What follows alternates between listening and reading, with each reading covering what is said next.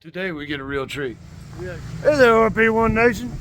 This is RP1 Texas. What y'all got going on? Well, we're riding 1,000 miles around the state to raise awareness for RP1 Texas. Primary mission there at RP1 is to end veteran homelessness. Basically, right now we're riding 1,000 miles, put it in front of as many people as we can, raise awareness. That's excellent. Get it going.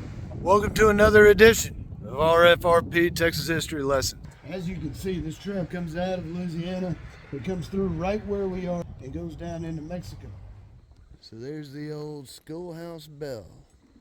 They say they still use that thing. I am half tempted to go over there and ring it. But then, the Liberty Hill community might think it's time for lunch or something. You never know. Squeeze right on in here, buddy. When Europeans first arrived in Caddo territory, they found well-traversed trails. That little green dot on the state of Texas is where we are. That blue dotted line outlines the Caddo cultural area. Here we are, outside of the Redlands Hotel. We actually have 5 historical markers. Man, would you look at that though. Traveling 1,000 miles around the state to raise awareness and end veteran homelessness. This cowboy and his Spanish horse are gonna rest right there at the Angelina River, where cowboys on Spanish horses have been resting for 300 years. Ain't that something?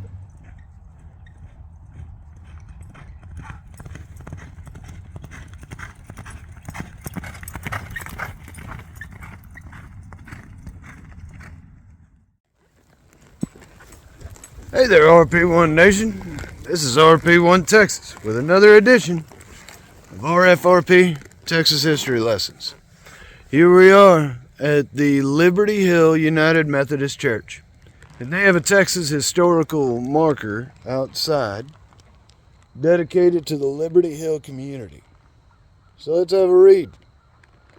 Among the earliest settlers to this area of Houston County were George W. Wilson and his family, who came here from Kentucky in 1835. Other early pioneers were John W. Bodenhammer, James and William McLean, and William W. Davis. Although the town site was never platted and a post office was never established, Liberty Hill developed into a rural community. In the 1880s, area settlers organized a school, which was also used for worship services, east of the present church building. The old schoolhouse bell remains in use. Both Baptist and Methodist congregations were organized, and several general stores were in operation at various times.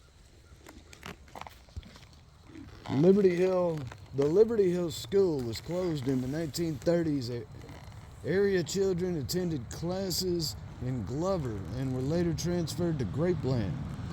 Following the end of World War II, the community's population began to decline as people moved from rural areas to cities. The first of what would become an annual homecoming celebration was held in June of 1946. A community center erected in the 1960s continues to serve the people of Liberty Hill area. The Liberty Hill community is representative of Houston County's early rural heritage. Wow. Wow. All right. So there's the old schoolhouse bell. They say they still use that thing. I am half tempted to go over there and ring it. But then, the Liberty Hill community might think it's time for lunch or something. You never know. Well, thank you all for tuning in. Stay tuned for more RFRP Texas history lessons. And in the meantime, go visit www.rp1texas.org. You can learn all about our mission to end veteran homelessness and how we're going to do it.